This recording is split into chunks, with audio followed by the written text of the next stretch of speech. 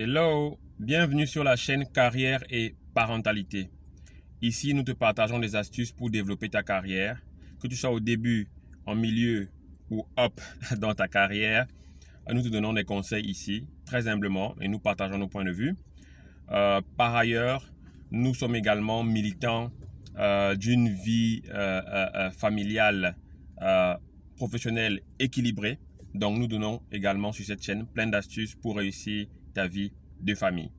Voilà, si ça t'intéresse, abonne-toi et surtout, active la cloche de notification pour recevoir toutes nos vidéos.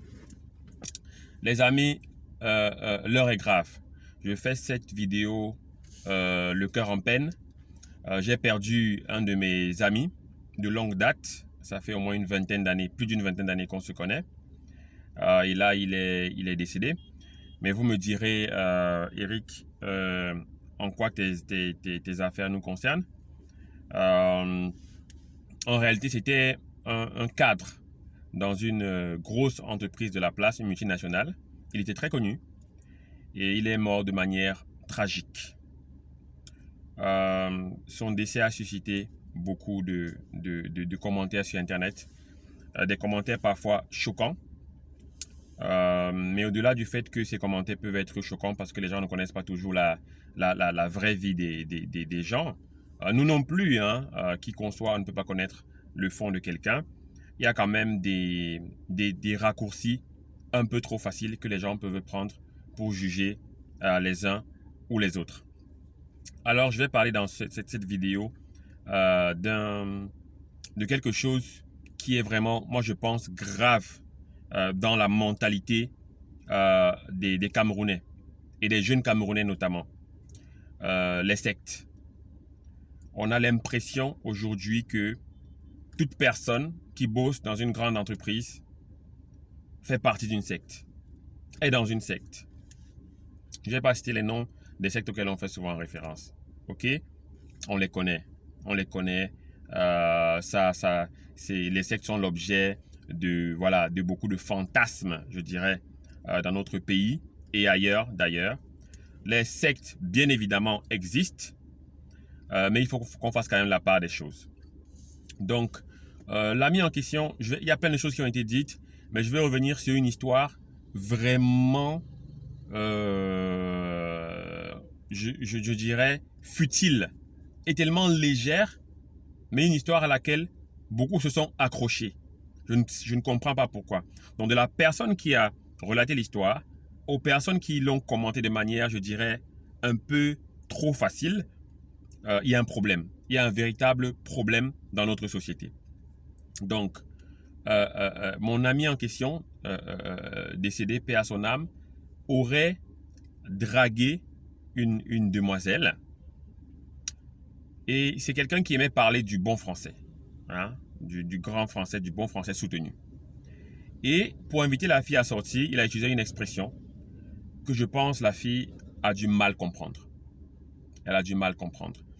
Et une expression qui pour elle, elle a dit mais c'est un peu bizarre comme expression, qu'est-ce que tu veux dire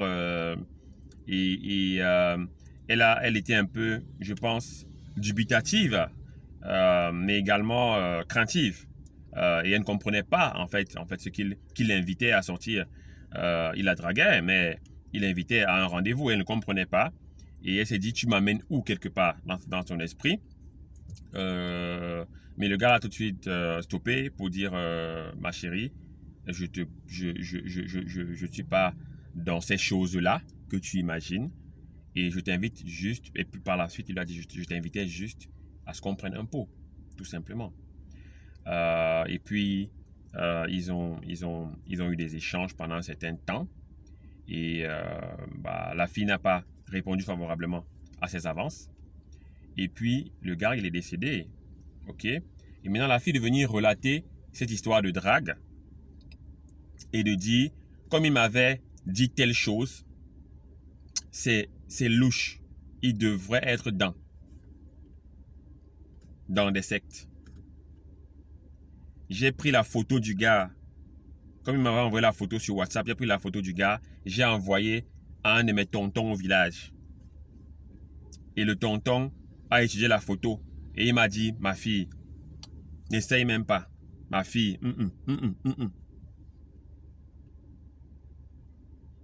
Donc, d'une supposition légère, tu ne comprends pas ce qu'un gars te dit parce qu'il parle le gros français. Tu n'es pas là à l'école. Ou peut-être tu es là à l'école, je n'en sais rien, je ne vais pas la juger. Mais tu n'as pas compris ce qu'il voulait dire. Ça, c'est le premier élément pour elle. Tu envoies la photo à ton tonton au village, je ne sais pas s'il est magicien ou voyant. Il te dit... Et tu te permets de décrire quelque chose sur quelqu'un qui est mort avec une histoire aussi légère pour dire que ce gars était dans une secte et que j'ai eu la chance de ne pas accepter ses avances, sinon on aurait parlé de moi au passé. C'est ce qu'elle a dit quelque part en quintessence. C'est ce qu'elle a dit en conclusion. Mes amis, vous auriez parlé de moi au passé si j'avais accepté les avances de ce gars. Heureusement pour moi, heureusement que je n'ai pas eu les longs yeux. Donc voilà en gros l'histoire.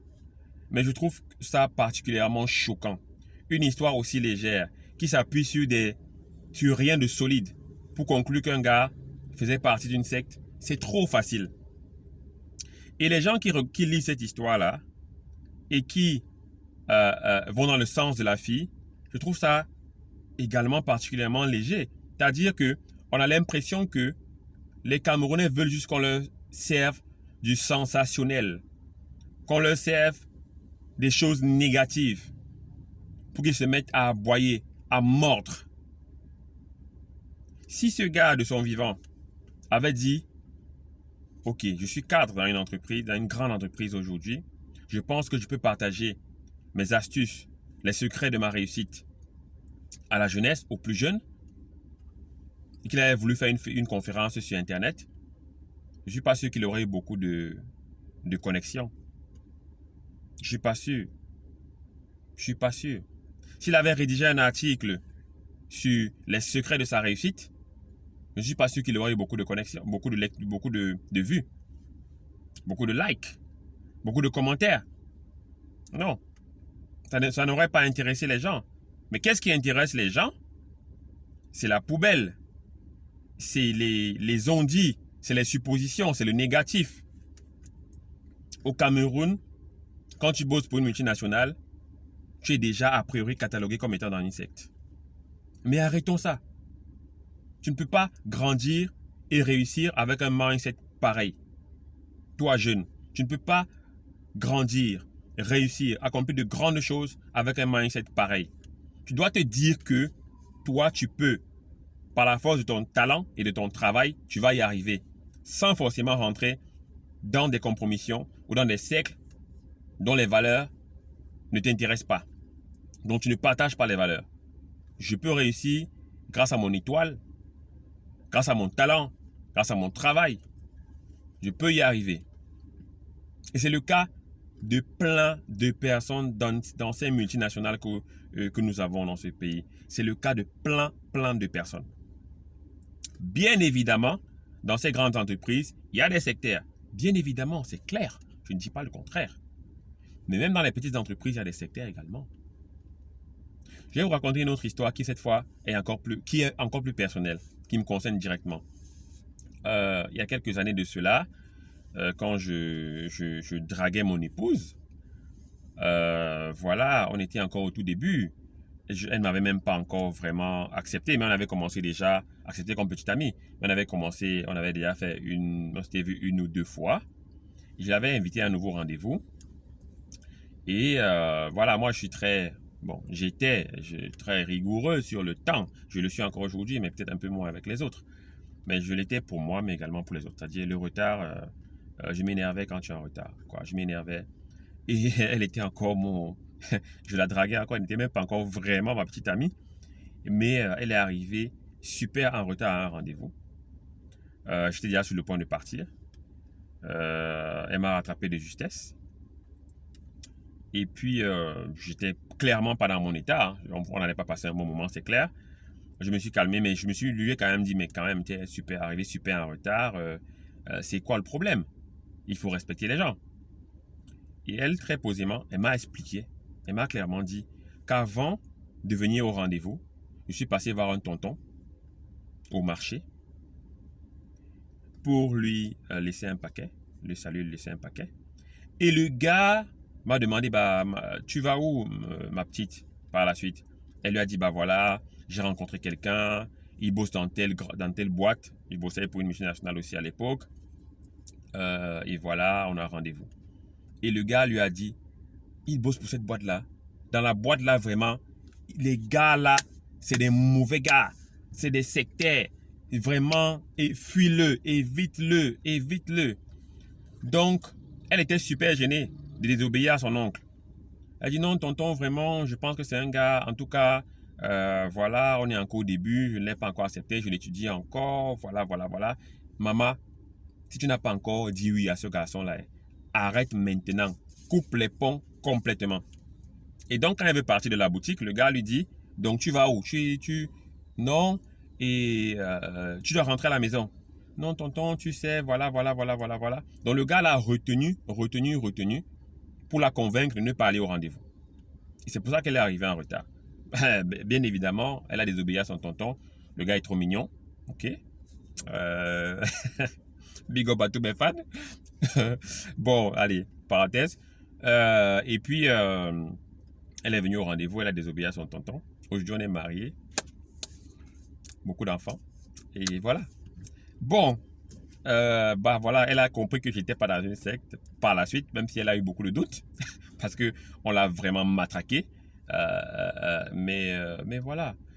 Et les gars, les filles, les Joe, que tu sois jeune, que tu sois expérimenté, tu peux avoir à un moment donné des tentations dans ta carrière. Mais je pense que la vie que nous vivons là ne vaut pas des compromissions. On peut arriver haut, on peut avoir beaucoup d'argent dans cette vie, dans ce pays qu'est le Cameroun, dans ce continent qu'est l'Afrique, sans forcément rentrer dans ces sectes. Beaucoup attirent les autres dans les sectes à travers des choses parfois très, très intéressantes. Le leadership. Le leadership. Je ne vous dis pas de ne pas aller dans les conférences de leadership. Hein. Il faut y aller.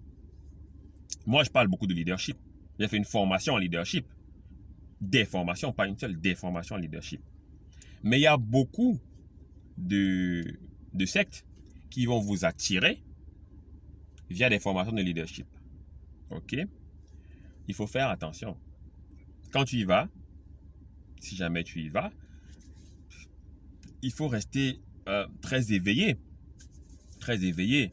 Et le leadership, ça peut s'apprendre comme moi je l'ai fait en ligne sur Internet ou à d'autres occasions dans les entreprises que j'ai fréquentées où il y avait des formations. Donc, des gens vont toujours vous approcher d'une manière parfois déguisée et vous proposer des choses. C'est à vous de savoir prendre la bonne décision dans votre intérêt. Mais honnêtement, je ne juge personne.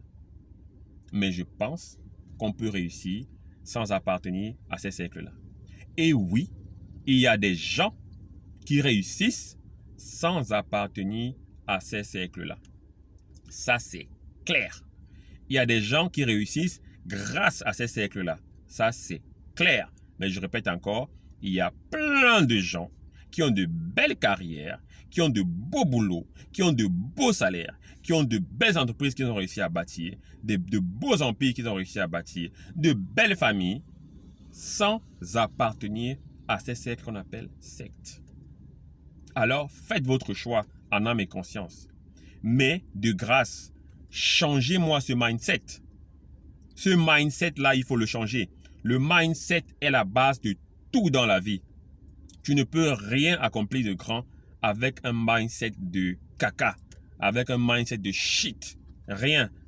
Pensez que tous ceux qui réussissent, tous ceux qui sont dans les grandes entreprises, c'est un mindset de shit. C'est un shit mindset. C'est un mindset de merde. Pensez que tous ceux qui sont dans ces grandes entreprises-là appartiennent à des sectes. Mes amis, vous mettez un gros doigt dans l'œil. Il y a des gens qui réussissent proprement avec leur talent, avec leur travail, avec ce qu'ils apportent comme impact dans leurs entreprises. Ah oui, ils sont nombreux. Alors, Si tu as peur des sectes, mon ami, écarte-toi de leur chemin et crée ton sillon. Bosse dur avec les bons tips qu'on partage sur des chaînes comme Carrière et Parentalité. Voilà. Donc, je vous invite à, pour ceux qui ne sont pas encore dans cette posture-là, à changer de mindset et à croire en vous. Croyez en vous, croyez en votre talent, croyez à la force du travail. Faites des recherches pour vous améliorer, pour vous développer et vous allez avoir de très, très belles carrières. Je vous le souhaite à chacune et à chacun, à tous ceux qui regardent cette vidéo, je vous souhaite d'être les meilleurs et de réussir vos carrières. Toujours dans les commentaires, dans la paix, dites-moi ce que vous en pensez. Just have a good mindset, guys. Ciao!